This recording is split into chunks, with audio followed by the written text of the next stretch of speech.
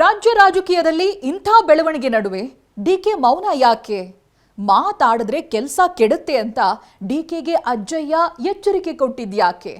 DK ಮೌನದ ಹಿಂದಿರೋ ಅಸಲಿ ಕಥೆ ಏನು ನೋಡೋಣ. ಮುಖ್ಯಮಂತ್ರಿ ಸ್ಥಾನಕ್ಕೆ ಸಿದ್ದರಾಮಯ್ಯ ರಾಜೀನಾಮೆ ಪತ್ರವನ್ನ ಲೋಕಭವನದಲ್ಲಿ ಸಲ್ಲಿಸಿದ್ದಾರೆ. ರಾಜ್ಯಪಾಲರು ಬಂದ ನಂತರ ಅದು ಅಂಗೀಕಾರ ಕೂಡ ಗೊಳ್ಳುತ್ತೆ. ಡಿಕೆ ಶಿವಕುಮಾರ್ ಅವರು ಮುಂದಿನ ಮುಖ್ಯಮಂತ್ರಿ ಅಂತ ಖುದ್ದು ಸಿದ್ದರಾಮಯ್ಯನವರು ಬ್ರೇಕ್ಫಾಸ್ಟ್ ಮೀಟಿಂಗ್ನಲ್ಲಿ ಹೇಳಿದ್ದಾರೆ. ಈ ನಡುವೆ ನೊಣವಿನಕೆರೆ ಶಿವಯೋಗೀಶ್ವರ ಸ್ವಾಮೀಜಿಗಳು ಡಿಕೆಶಿಗೆ ಎಚ್ಚರಿಕೆ ಕೊಟ್ಟಿದ್ದಾರೆ.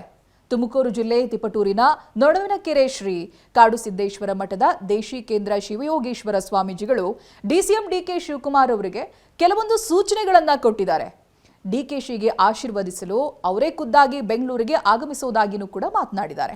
ಮುಖ್ಯಮಂತ್ರಿ ಸಿದ್ದರಾಮಯ್ಯ ಮತ್ತೆ ಡಿಸಿಎಂ ಡಿಕೆ ಶಿವಕುಮಾರ್ ಅವರನ್ನ ಕಾಂಗ್ರೆಸ್ ಹೈಕಮಾಂಡ್ ದೆಹಲಿಗೆ ಕರೆಸಿದ್ದ ಸಂದರ್ಭದಲ್ಲೂ ಕೂಡ ಶಿವಯೋಗೀಶ್ವರ ಸ್ವಾಮೀಜಿಗಳು 100ಕ್ಕೆ 100 ಡಿಕೆ ಶಿವಕುಮಾರ್ ಅವರು ಮುಖ್ಯಮಂತ್ರಿ ಆಗೋದು ಪಕ್ಕಾ ಅಂತ ಹೇಳಿದ್ರು. ಈಗ ಪ್ರಮಾಣ ವಚನ ಸ್ವೀಕಾರಕ್ಕೂ ಮುನ್ನ ಸಾಧ್ಯವಾದಷ್ಟು ಮೌನವಾಗಿರಿ ಅಂತ ಶ್ರೀಗಳು ಸೂಚನೆ ಕೊಟ್ಟಿರುವುದು ವರದಿಯಾಗಿದೆ. ಮಾತಾಡಿದ್ರೆ ಮುತ್ತು ಒಡೆದು ಹೋಗುತ್ತೆ.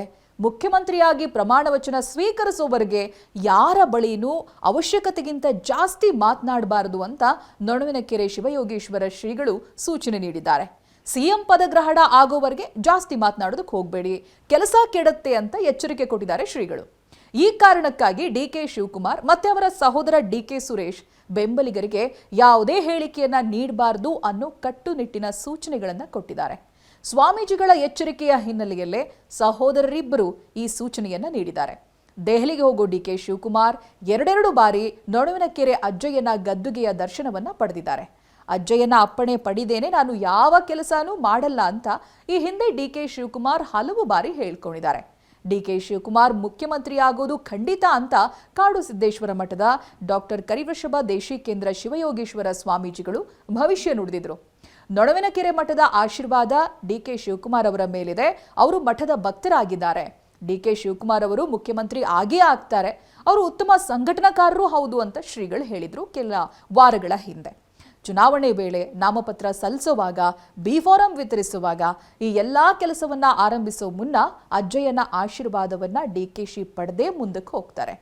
ಅದೇ ರೀತಿ ಪ್ರಯತ್ನ ಫಲ ಕೊಡದಿದ್ರು ಪ್ರಾರ್ಥನೆ ಫಲ ಕೊಟ್ಟೇ ಕೊಡುತ್ತೆ ಅಂತ ಡಿಸಿಎಂ ಈ ಹಿಂದೆ ಹೇಳಿದ್ದನ್ನ ನಾವಿಲ್ಲಿ ನೆನಪಿಸ್ಕೊಳ್ಬಹುದಾಗಿದೆ. ಸಿಎಂ ಸಿದ್ದರಾಮಯ್ಯ ಆಯೋಜನೆ ಮಾಡಿರುವಂತಹ ಬ್ರೇಕ್ಫಾಸ್ಟ್ ಮೀಟಿಂಗು ಮುಂಚಿತವಾಗಿ ವಿಶೇಷ ಕ್ಷಣವೊಂದು ಇವತ್ತು ಜರುಗಿ ಹೋಗಿದೆ. ಅದೇನಂತ ಹೇಳಿದ್ರೆ, ಕಾವೇರಿ ನಿವಾಸಕ್ಕೆ ಆಗಮಿಸಿದ ಡಿಕೆ ಶಿವಕುಮಾರ್ ಸಿಎಂ ಸಿದ್ದರಾಮಯ್ಯ ಅವರ ಕಾಲಿಗೆ ಬಿದ್ದು ಆಶೀರ್ವಾದ ಪಡೆದುಕೊಳ್ಳುತ್ತಾರೆ.